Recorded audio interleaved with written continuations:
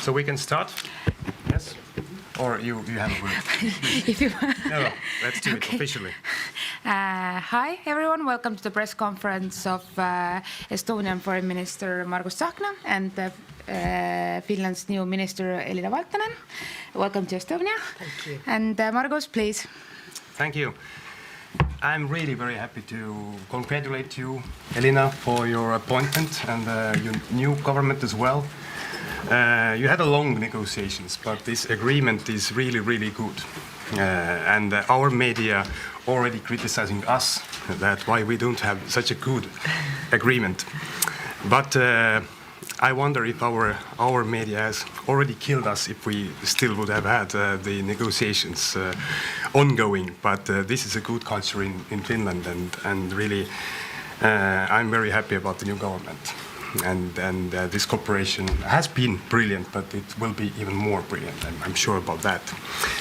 As well, we are very happy that Finland is now the full member of NATO. We really do hope that Sweden will become the full member as well for the Vilnius summit. We discussed today as well the NATO summit, which is coming. It is very important that there we can find the path for Ukraine to become the member of NATO, and the wording and the strong message, and we work together to find this opportunity as well. The unity of NATO is very important. So let's hope that we can give the strong message to Ukraine and also to Putin that there won't be a gray zones in the future of Europe anymore. As well, we have very good defense cooperation already years, and now if Finland is a full member of NATO, it will go even further.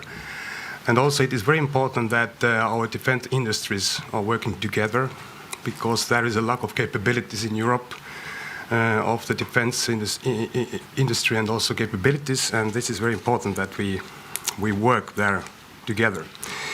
Finland is the biggest partner of trade for Estonia, and we agreed as well to deepen our business relations, which are deep already.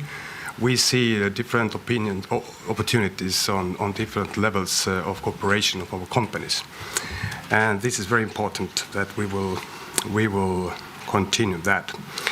And it's very hard to add something, because we have very good relations, and I'm really happy that one of your first visits came to Tallinn, and you are always welcome here. And we see each other already after a couple of days in Luxembourg, where the foreign ministers are meeting. So welcome to Estonia again. The floor is yours. Dear Minister, dear Margus, it's such a great honor to be here. Thank you that you made time for this on such short notice. Second day as minister, basically. So very good that we could do this before midsummer, because as you have been saying, we have close ties, and our ties are closer than ever. And looking forward to deepening those also under the coming government. And I think also that we will be meeting on a regular basis now on Monday. It will give us the opportunity to also realign and adjust our positions accordingly, which is needed. Well, Russia's brutal aggression in Ukraine is a grave concern for Finland and for Estonia, and we discussed this matter in detail. We appreciate very much the active role Estonia has taken, especially what comes to the accountability in the atrocities that Russia is undertaking in Ukraine.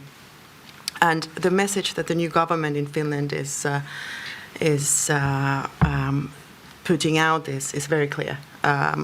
We stand firmly by Ukraine's side, and we will continue to support Ukraine by means of development cooperation, defense material assistance, civilian crisis management, and obviously humanitarian assistance.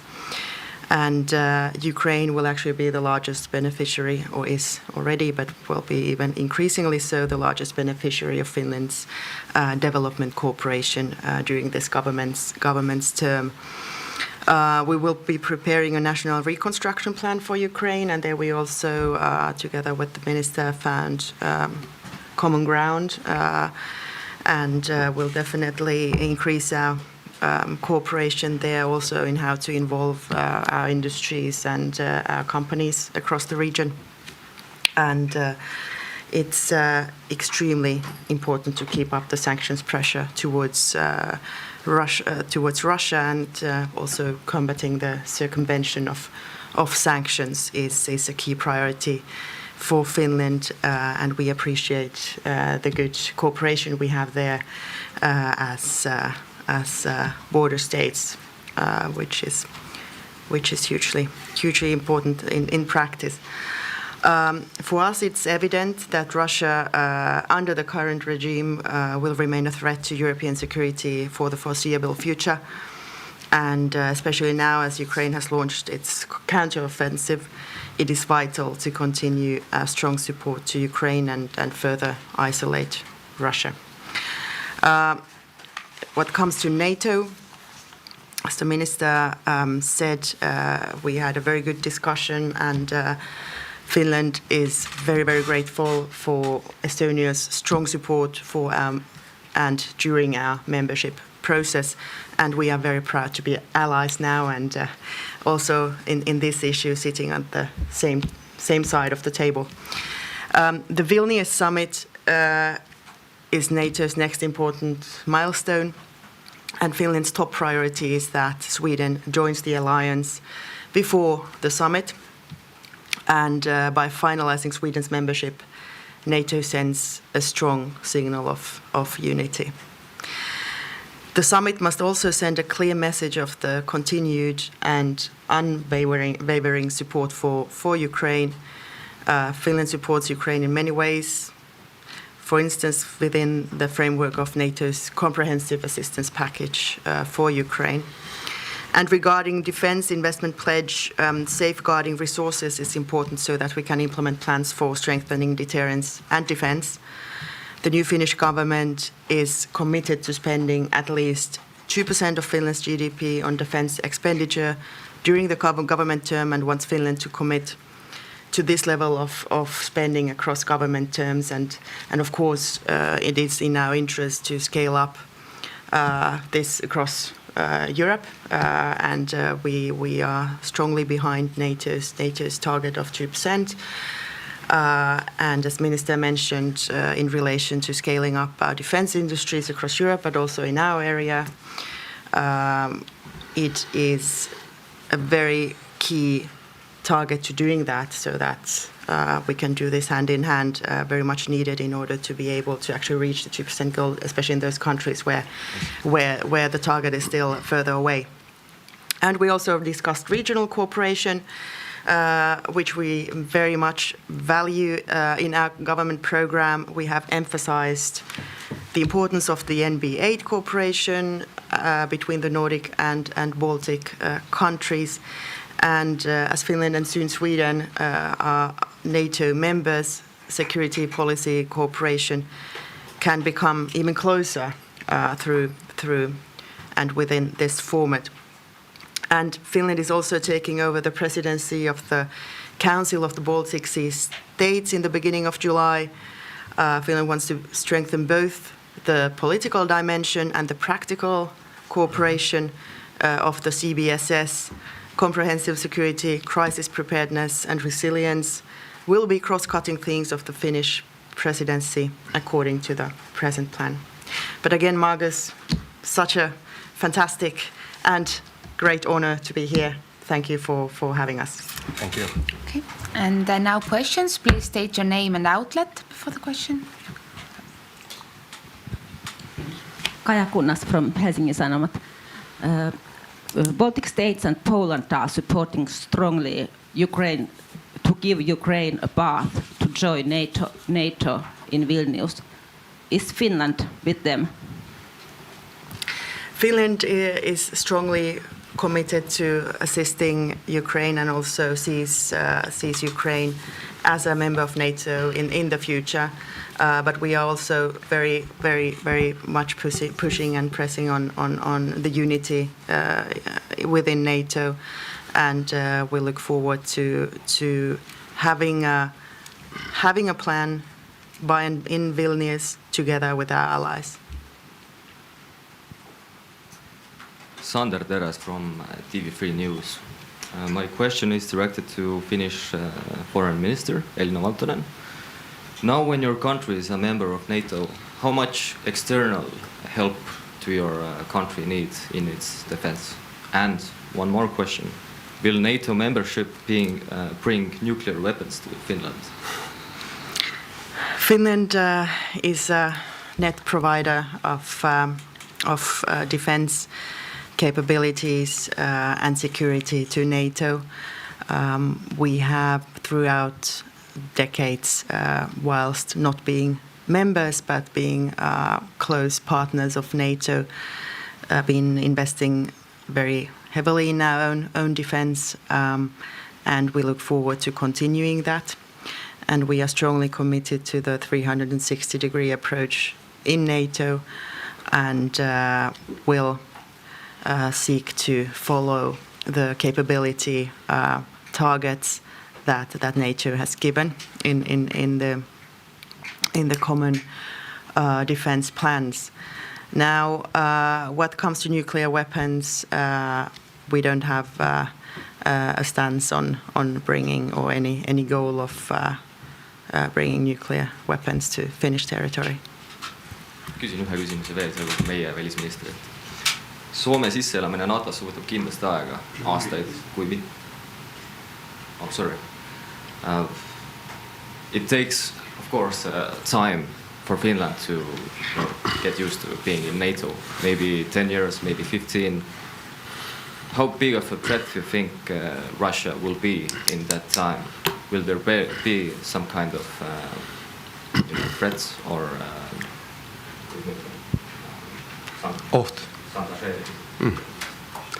Yeah, I got your point. But first of all, Finland is one of the biggest and the strongest military power in our region, really. As Minister said as well, invested heavily, and also not only about investments, about the readiness as well, and capabilities, and the attitude for the people and the nation.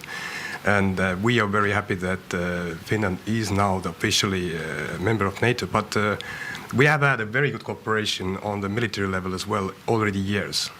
So this is not like the huge change or something really very new. But to be a full member of NATO, it means as well that Article 5 is there. So, and we have had many common exercises already, and of course the common plans. The regional defense plans are very important, not to have plans, but also to fulfill with the real capabilities. And Finland is a big military power in our region. So there is we cannot say that, yes, it takes now, I don't know, 5 years or 10 years or 15, it's already there. Also, cooperation is going better and better in our region. So we can have more cooperation, more exercises, more common plans. And this is only increasing our capabilities. And also, if Sweden will be a full member, then the Baltic Sea will be actually somehow the lake of NATO. And this is really very important for our regional defense. The Baltic Sea has been one not weak, but the cap of this defense capabilities, and now we are very satisfied about that. About Russia, the first, of course, the Ukraine must win the war, and we support Ukraine until how long it takes. But we understand as well that Russia will remain the threat for our region. And they have publicly announced as well that after the war, it doesn't take a long time when they are re-establishing their capabilities the other side of the border of the Baltic states. So Russia will remain the threat. But together with Finland and Sweden and other NATO countries, we are not afraid because our readiness is really high, and higher even it was before Finnish people decided to join NATO. But everybody understands that there won't be a grey zones anymore to secure Europe in the neighboring countries of Russia. And of course we understand that Ukraine must become a member of NATO.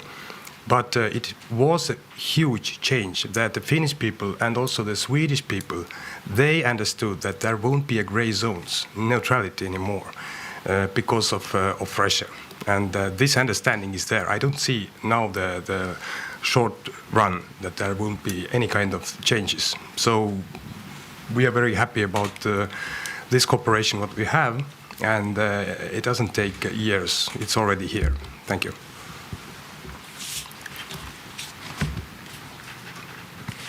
Heikki Hakala, Verkkouutiset. My question to both ministers.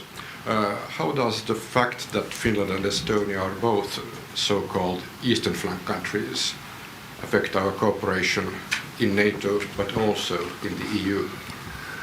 Would you like to?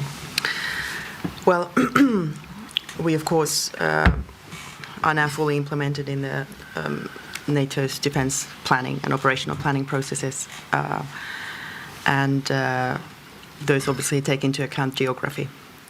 But other than that, NATO is an alliance of countries who are committed to the alliance's deterrence and defence, and Finland and Estonia clearly as members. What comes to the European Union,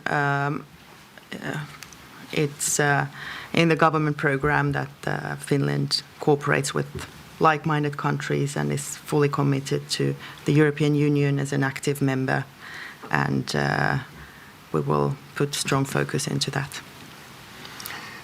Yes, we have very good cooperation with Finland in EU, and one proof is actually the sanction package, the 11th package of sanctions, which was approved yesterday.